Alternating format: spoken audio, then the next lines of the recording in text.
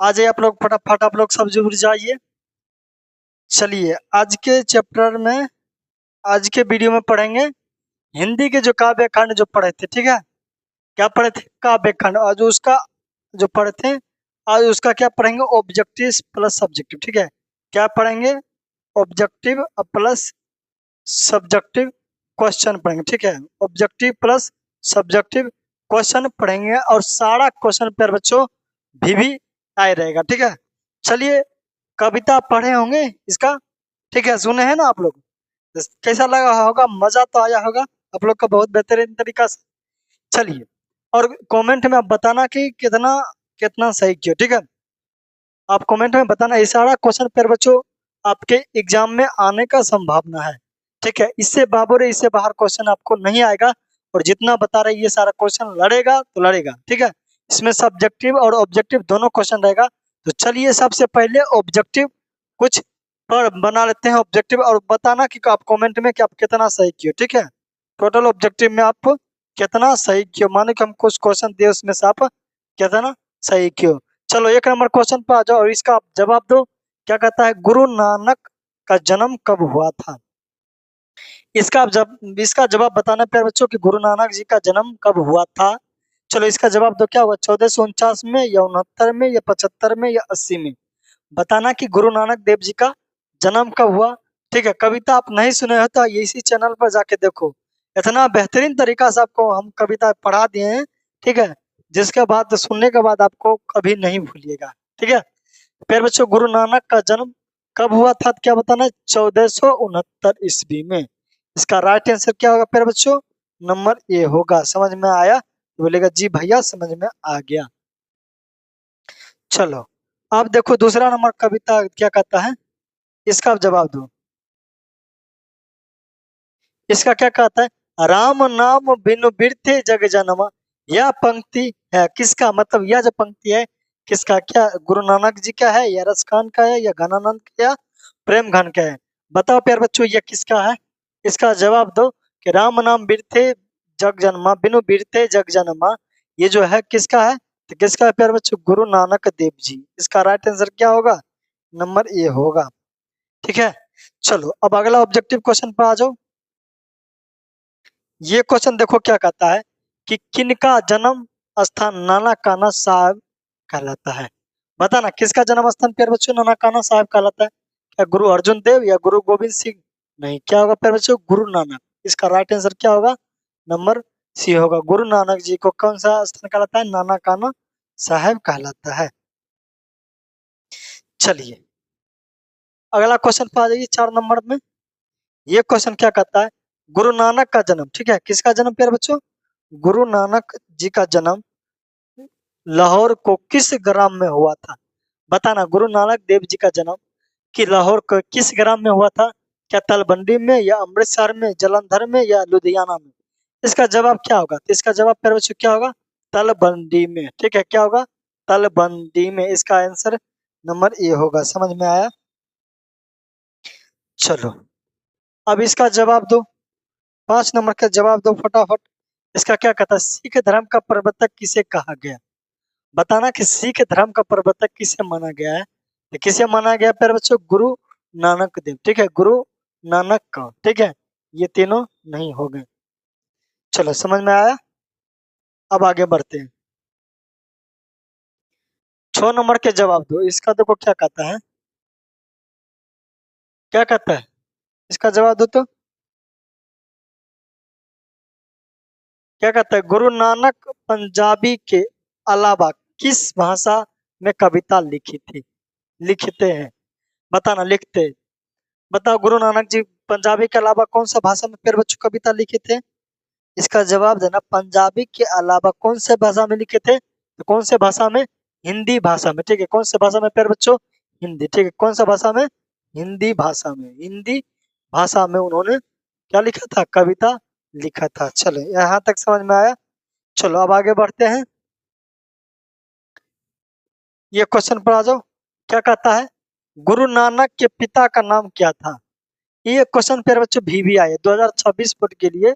Question आपसे पूछा जाएगा। क्या कहता है? कालूचंद खत्री, या ताराचंद, या कालूचंद खत्री, या क्या नाम है, वीरचंद खत्री। इसका राइट आंसर प्यारे बच्चों क्या होगा, नंबर सी। ठीक है, क्या होगा, नंबर सी होगा। क्या होगा प्यारे बच्चों, कालूचंद खत्री। इसका राइट आंसर क्या होगा, नंबर सी। चलो अब आगे बढ़ते हैं, 8 नंबर का जवाब दो। ये क्वेश्चन का आप जवाब दो फटाफट। ये क्वेश्चन क्या कहता है कि गुरु नानक किस भक्ति धारा के कवि है। बताना कि गुरु नानक कौन सा भक्ति धारा के कवि है। क्या होगा प्यारे बच्चों, क्या होगा, निर्गुण भक्ति धारा या सगुण भक्ति धारा या सूफी भक्ति धारा या कृष्ण भक्ति धारा। इसका जवाब दो आप कमेंट में। ये क्वेश्चन आपके लिए छोड़ते हैं, ठीक है, ये क्वेश्चन आपके लिए छोड़ते हैं, देखते हैं कौन इसका जवाब कमेंट में देता है। चलो अगला क्वेश्चन पर बढ़ते हैं। 9 नंबर क्वेश्चन देखो क्या कहता है, इसका जवाब दो कि गुरु नानक कौन थे। बता गुरु नानक कौन थे, तो सिखों के प्रथम गुरु थे। ठीक है, इसका आंसर क्या होगा, नंबर ए होगा। चलो यहाँ तक समझ में आया, अब आगे बढ़ते हैं। ठीक है, यहाँ तक समझ में आया, अब इसका जवाब देना। इसका जवाब दो कि किसके बिना प्राणी की मुक्ति नहीं मिलती है। बताना कि किसके बिना प्राणी को मुक्ति नहीं मिलती है। किसके बिना नहीं मिलता है, कर्म कांड के बिना या कीर्तन के बिना या तीर्थ यात्रा के बिना या मूर्ति पूजन के बिना। बताना किसके बिना क्या नहीं मिलता है प्यारे बच्चों, मुक्ति नहीं मिलता है, जवाब देना। ठीक है, क्या होगा प्यारे बच्चों, कर्म कांड के बिना या कीर्तन के बिना। क्या होगा प्यारे बच्चों, इसका जवाब देना। क्या होगा, कर्म कांड के बिना या कीर्तन। ये भी क्वेश्चन आपके लिए छोड़ते हैं, ठीक है, ये 2 क्वेश्चन आपके लिए छोड़े हैं, इसका जवाब आप कमेंट में जरूर दो। चलो सारा प्रीवियस क्वेश्चन, वो क्वेश्चन प्रीवियस था, पूछा गया था। ठीक है, गुरु नानक के रचना संग्रह के किसने किया था। ठीक है, किसने किया था, तो इसका आंसर क्या होगा, गुरु अर्जुन देव जी। इसका आंसर क्या होगा, नंबर डी होगा। चलो आगे वाले क्वेश्चन पर बढ़ते हैं। इसका जवाब देना कि गुरु नानक के उपदेशों में मिलती है। क्या मिलती है प्यारे बच्चों, गुरु नानक के क्या बोलता है, नाम जप की महिमा या गुरु नानक गुरु की महिमा या ब्रह्म सर्वशक्ति मता। क्या होगा, उपयुक्त में से सभी, यानी ये सभी आपको गुरु नानक के उपदेशों में मिलती है। चलो आगे बढ़ते हैं, आ जाइए 13 नंबर क्वेश्चन देखो क्या कहता है।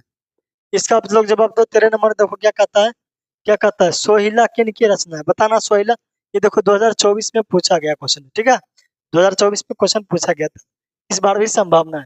क्या अनामिका का होगा या जीवनानंद दास या गुरु नानक देव की। जवाब देना किसका होगा प्यारे बच्चों, गुरु नानक की। ठीक है, चलो अब आगे बढ़ते हैं, इसका जवाब दो।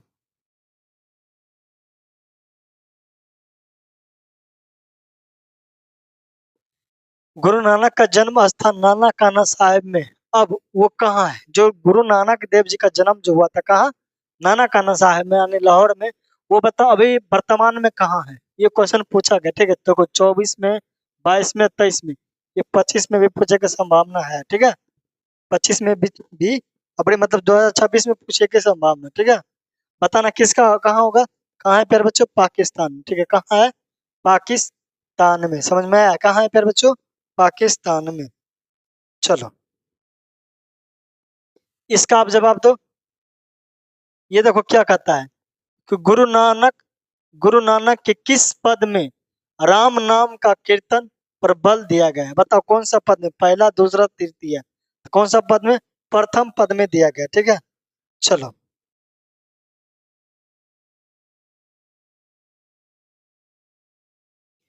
क्या कहता है, नानक की दृष्टि से ब्रह्मा का निवास कहाँ होता है। बताना, नानक की दृष्टि से भगवान का निवास कहाँ होता है। क्या मंदिर में होता है या मस्जिद में या कर्मकांड में। ये सब क्या होगा, गलत होगा। कहाँ होता है प्यारे बच्चों, क्या होता है, सच्चे हृदय में होता है। ठीक है, समझ में आ रहा है, बस आपको ढूंढने की जरूरत है। चलो इसका आप जवाब दो। क्या कहता है, राम नाम बिन बिरथे जग जन्मा पर किस पर बोल बल देता है। बताओ किस पर देता है, क्या इस पर बाहरी वेशभूषा पर या कर्म कांड पर या पूजा पाठ पर, नहीं, सच्चे हृदय से राम नाम के कीर्तन पर बल देता है। समझ में आ रहा है, किस पर देता है, कीर्तन पर बल देता है। इसका राइट आंसर क्या होगा, नंबर डी। चलो 18 के क्वेश्चन पर आ जाओ। ये देखो क्या कहता है, सिखों के 5वें गुरु कौन थे। बताना सिखों के 5वें गुरु कौन है प्यारे बच्चों। सिखों के पक्ष में गुरु कौन है? ठीक है, इसका अब जवाब दो कि सिखों के पक्ष में गुरु कौन है प्यारे बच्चों। क्या गुरु अर्जुन देव होंगे या गुरु नानक होंगे या कौन होंगे प्यारे बच्चों? सिखों के पक्ष में गुरु तो कौन होगा? गुरु अर्जुन देव जी। इसका राइट आंसर क्या होगा? नंबर डी होगा। चलो 19 नंबर जवाब दो इसका। क्या कहता है? किस पद में मनुष्य की दुख सुख एक समान रहने की बात बताया गया है? तो द्वितीय पद में। ठीक है,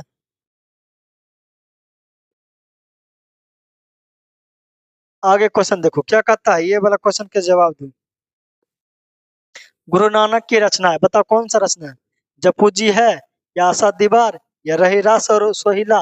ये प्यार बच्चों क्या होगा? ये तीनों है। ठीक है, तीनों इन्हीं का रचना है। ये आंसर क्या होगा? Number D. ठीक है, चलो यहां तक समझ में आया। चलिए इसका आप जवाब देना।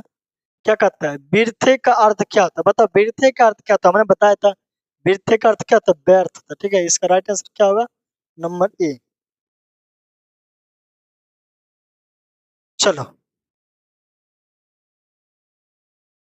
अब ये रिपीट हो गया। ठीक है, चलो गुरु नानक देव जी। ठीक है, गुरु नानक अपना प्राण कब त्यागे थे? उन्होंने गुरु नानक देव जी कब प्राण त्यागे थे प्यारे बच्चों? तो कब त्यागे थे? 1529 या 49 या 39? तो 39 29 19 कब त्यागे थे प्यारे बच्चों? कब त्यागे थे? नंबर सी होगा 1939 में। ठीक है, 1539 ईस्वी में उन्होंने प्राण क्या किए थे? त्याग दिए थे।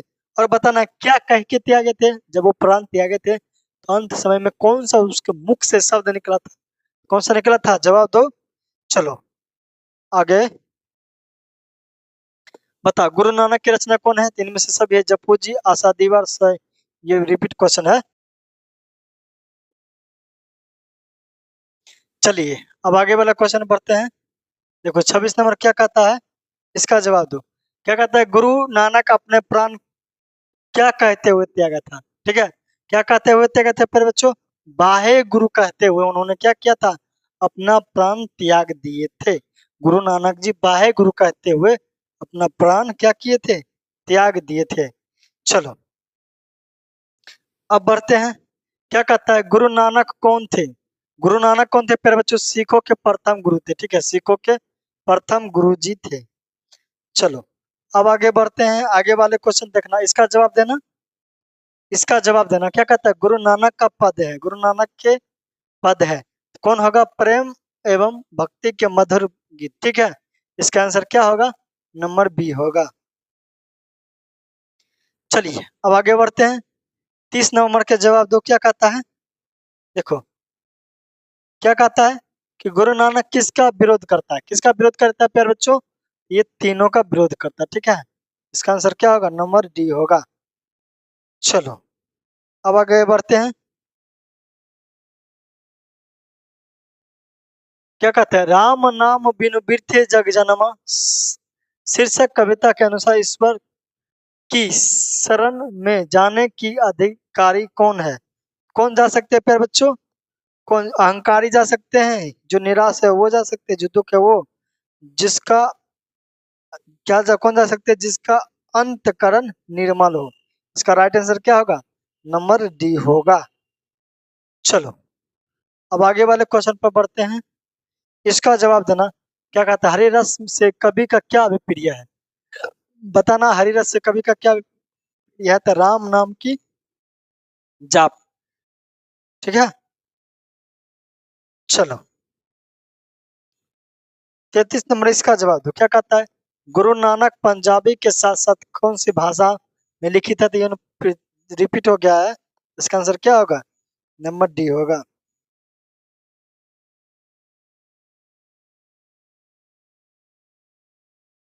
चलिए इसका जवाब दीजिए। किसका बिना प्राणी का मुक्ति नहीं हो सकता? बताना किसके बिना नहीं हो सकता है?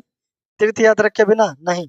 इसका आंसर क्या होगा? गुरु के बिना प्राणी को मुक्ति प्राप्त नहीं हो सकता है। चलो अब आगे बढ़ते हैं।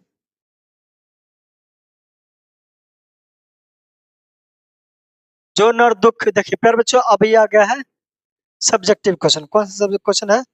सब्जेक्टिव। ठीक है, सब्जेक्टिव क्वेश्चन है। ऑब्जेक्टिव बताना कि आपने 35 में कितना सही किए हो। ठीक है, 35 में कितना सही किए हो इसका जवाब कमेंट में भी जरूर देना। चलो अब आगे बढ़ते हैं। क्या कहता है कि जो नर दुख में दुख नहीं माने, कविता का भावार्थ लिखे। ठीक है, तो आपको क्या लिखना है एग्जाम में, इस प्रकार का अगर जो क्वेश्चन आएगा तो क्या लिखना है, जो नर दुख में दुख नहीं माने, पद में जो मनुष्य अपने दुख से दुख नहीं होता है, सुख स्नेह और अभी भी जिसको प्रभावित नहीं करता है, जो दुख दूसरे के धन को माटी मानता है तथा जो सारे क्या संसारिक मोह माया मुक्ति रहता है। ठीक है, संसारिक माया से मुक्त रहता है, जिसको काम क्रोध याद स्पर्श नहीं करता है, ऐसे व्यक्ति के हृदय में ईश्वर निवास करते हैं। ठीक है, कैसे व्यक्ति के, जो काम क्रोध लोभ मोह सब से जो दूर रहता है, उसे व्यक्ति के हृदय में क्या करते हैं, भगवान निवास करते हैं। ठीक है, चलो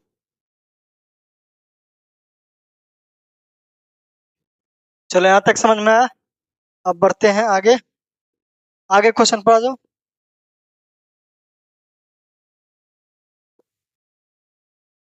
आगे देखो क्या कहता है,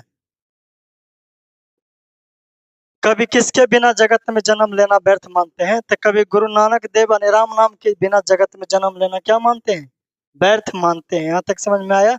ठीक है, इसका जवाब क्या होगा प्यारे बच्चों, कभी गुरु नानक देव जी राम नाम के बिना इस जगत में जन्म लेना क्या मानते हैं, व्यर्थ मानते हैं।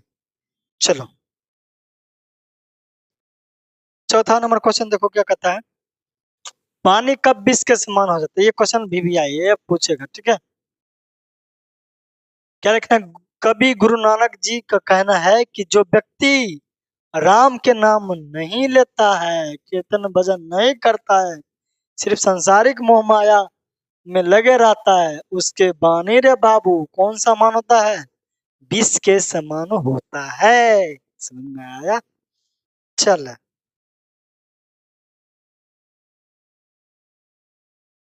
ठीक है, चलो क्या कहते हैं, हरे रस से कवि का क्या अभिप्राय है, इस पठित पाठ पर लिखे।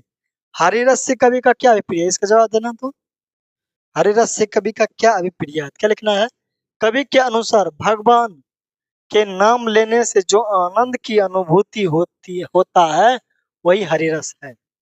ठीक है, भगवान के नाम कीर्तन से मन शुद्ध होता है, मानसिक विचार दूर होते हैं, इसलिए हरि रस पीने से जीव धन्य हो जाते हैं और उसका जीवन सफल हो जाता है। समझ में आया, बोलेगा जी। चलो आगे बढ़ते हैं। 6 नंबर क्या कहता है, कवि की दृष्टि में ब्रह्मा का निवास कहाँ है, बताना। कवि के अनुसार दृष्टि ब्रह्मा का निवास कहाँ है, वैसे व्यक्ति वैसे मनुष्य जो काम क्रोध न हो, उसके मन में क्या होता है, उसके दिल में ब्रह्मा, हृदय में ब्रह्मा का निवास होता है, भगवान का निवास होता है। चलिए यह है 7 नंबर क्वेश्चन। ये फिर बच्चों 7 नंबर, गुरु की कृपा कृपा से किसकी युक्ति का पहचान हो पाती है, किसकी हो पाती है, गुरु नानक देव जी के अनुसार, गुरु नानक देव जी के अनुसार गुरु की कृपा से राम नाम की युक्ति का पहचान होता है। समझ में आया प्यारे बच्चों, ये था टोटल सब्जेक्टिव और ऑब्जेक्टिव बता दिए। इस चैप्टर से इससे बाहर आप क्वेश्चन नहीं पूछा जाएगा। ठीक है, चलिए मिलते हैं नेक्स्ट वीडियो में। जय हिंद, बाय बाय।